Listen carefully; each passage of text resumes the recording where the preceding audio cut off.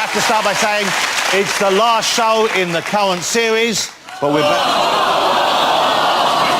Well, that makes me feel bad now.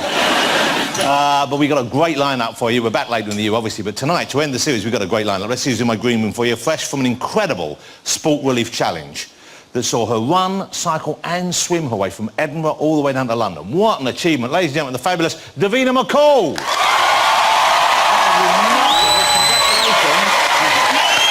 What a hero. That's some achievement. My next guest has won a Grammy for her singing, a BAFTA, a Golden Globe, an Oscar for her acting, and this evening I'm proud and delighted to present her with one of our much coveted Jonathan Ross Show mugs. It's Jennifer Hudson.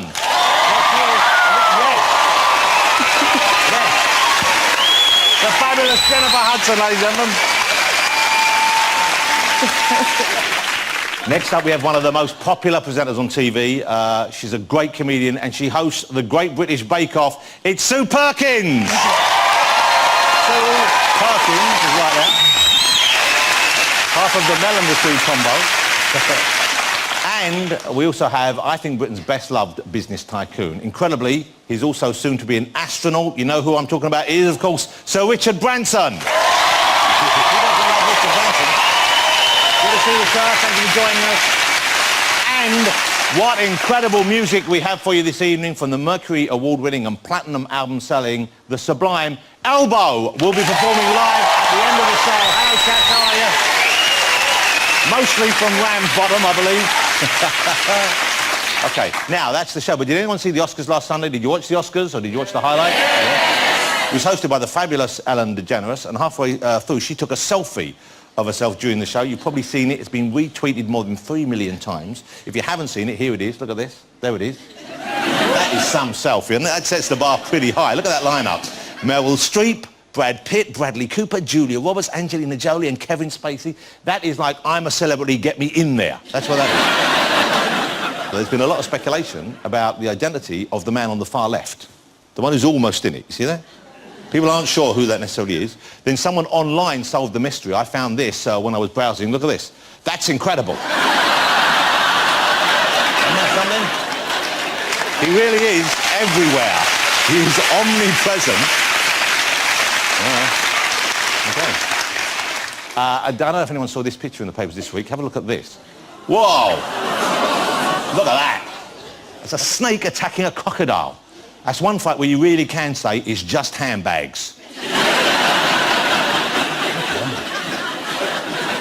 He's stuffed to the gills. He's like Paul Hollywood at the Bake Off final. Sue, can I just check? Paul, he can actually, am I right in thinking he can dislocate his jaw to get the bigger... Yeah, he feeds twice a year. And he can, mainly in Cheshire nightclubs, and he can just open up the jaw there. It's a magnificent sight to see him in the wild. There you go, there you go. You heard it here first.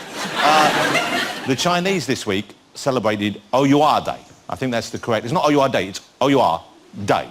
Okay? I believe it's the second day in the second calendar month of the new year. And that's the day when, according to Chinese tradition, the dragon raises its head. And it's said to be the luckiest day of the year to get the haircut. You don't have your haircut the first month of the new year. You wait till the second day of the second calendar month. OK? And then it's considered very good luck. Although, judging by the faces of these three little boys, it must get better as the day goes on. Have a look at this one. He's out there. I mean, talk about cute. He's so cute, he doesn't seem very happy about it. I think maybe he wanted a Harry Styles. They've given him the Wayne Rooney. That's why he's sad. Here's another. Look at this little fella. Look at that. Oh! He looks undecided, though. He's giving a little bit of a Liam Gallagher sneer at his reflection there. OK, here's my favourite. OK, this cannot fail to cheer you up. How happy is he, eh? He loves it. I'll tell you what I like about that picture is, it looks like they've left his body at home and just put his head in on a pillow. That's just a head on a pillow. He is so sweet, isn't he? Let's get my first guest out, ladies and gentlemen. You couldn't help but be amazed by her courage, her determination. When she just finished, she ran, she swam and she cycled the entire length of this country. And not just that, it was some of the worst weather imaginable. She is, without doubt, the First Lady of British TV. Please welcome Davina McCall.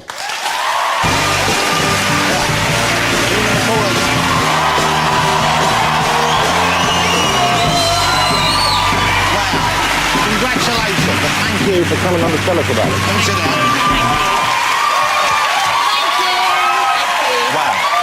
Well, as I was saying, man, what an achievement.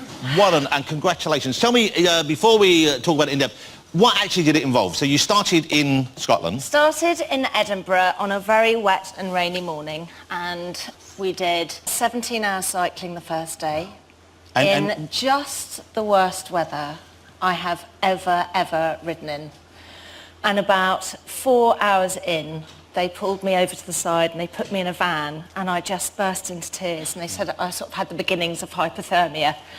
And I lay down in the van and was just sobbing, and I thought, this is 4 hours in. I've got another 6 days left.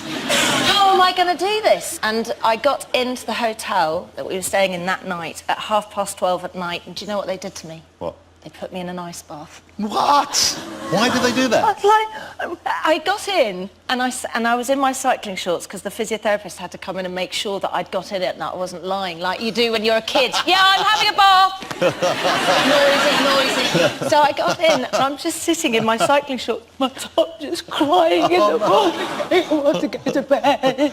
How long do they make you sit in the ice bath? 10 minutes. And that's because of the lactic acid in the muscles. I mean, I wouldn't have been able to walk the next day, and I had to get back on a bicycle the next morning to cycle to Scarfell Pike, which I then... Can I ask you, how was your undercarriage after that? Because... Jonathan, wait, day one was so bad in that area that the next... Well, no, at the end of day one, I went to the loo, and I don't know if you've now haven't had a baby, but yes, it was like that. But I went to the loo and I sat down and I was crying on the loo, just going... like that. And then the next day I had to get back on the bike, and I said, I can't do it. So we had to concoct this amazing, we called it fanny fudge. Oh. And it was made of, you know when children go to the hospital, they've got a very good anaesthetic that they put on so they can get... So we mixed some anaesthetic with some chamois cream, and I basically plastered myself in that. Wow. And I basically didn't have an undercarriage for the last 4 days. I was like, yeah, I can get on this bike, no problem. Can't even feel it. They should make saddles out of that stuff, then we'd all be fine. Built in. We were thinking of marketing it, Davina's Fanny Fudge. OK. I'm not asking for any personal reasons, but everything's OK now then. Jonathan, wait! Oh God, and I can just see my press chaps backstage going, don't say anymore. But anyway, I'm going to. But we finished on Valentine's Day, and Happy Valentine's Day, darling. You're not coming in the bedroom. That's exactly. I'm afraid we had to rain check. What was it that got you back on the bike? What was it that in your head? Well, just before I went to visit a project, and we went to visit a few women that work in a quarry. And it's not just women, it's women and their children. And these women and children work all day, and their 3-year-old children are walking around with big buckets collecting huge rocks.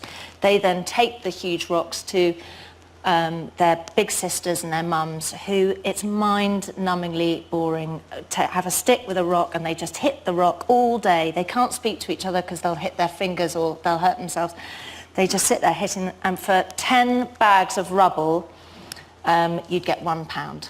So a community would be doing that. And it's such an incredibly hard life. These kids, they come home, they were walking home with their faces completely white from dust, and inhaling that all day.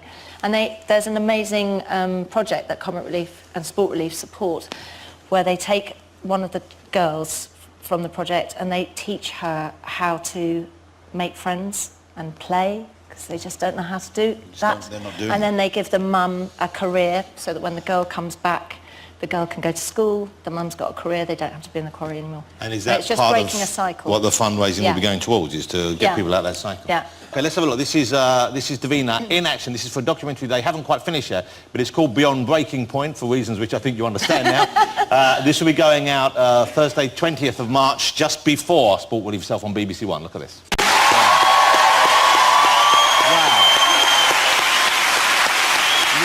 That's incredible. It's incredible. What an incredible achievement, ladies and gentlemen. What a remarkable one. Wow, man, that's really giving too much. OK. How much did you raise? How much have you raised so far with that? I'm thinking that we've raised £1 million so far, and I'm hoping that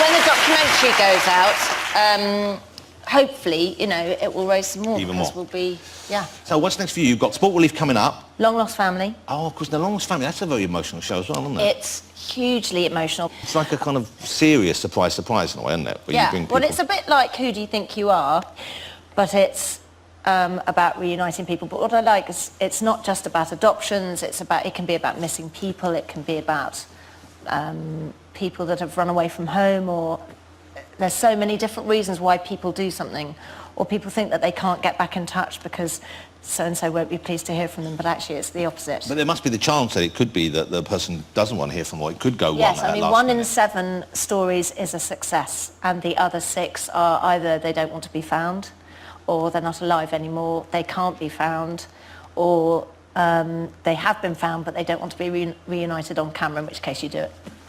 You do it anyway. In which case you do it without filming them? Yes. I'm not going to be a sort of like amateur psychologist here, but obviously we know that you had, you know, you've been public about this. There was a distance between you and your mother. My mum, yeah. For many years. So I would have thought, does that help you going into a situation like this, knowing that you have yourself had problems, you know, in your own family at that level? There are definitely stories that I can relate to. There was one woman in Liverpool who I absolutely loved, and her mum had walked out on her, and it is sort of it's like a taboo in a way when your mum leaves you. So when you meet somebody else that has been through the same thing, it's a really nice, you can empathy to have with somebody. But also my cousin, who came back into our lives about 12 years ago, she was adopted. And so I have had experience of what it's like to welcome somebody that's adopted into your family, and it was amazing meeting her because she's the same age as me, and we look exactly the same, and we've got the same laugh. And she said, I've been such a misfit, not a misfit in her family, but she wasn't like anyone in her family, and we keep looking at each other going, look at the nose, oh my God, puffin nose. Roman. Davina, Yes. how great to have you. And once again, you know what, I've always admired you, but seeing you accomplish that, because, man, what an achievement. And you're the first woman they've asked to do something to that level of endurance, and you pulled it off incredibly well. What a remarkable thing to do. So thank you from all of us. You can still donate online. You'll find Sport Relief. All the details are there. The big night's coming up, the end of March. Davina McCall, ladies and gentlemen. That's incredible. What a lovely interview as well. Davina McCall. Fabulous. Still to come on the show, we've got Jennifer Hudson, Sue Perkins, Sir Richard Branson, we've got music from Elbow, so don't go away.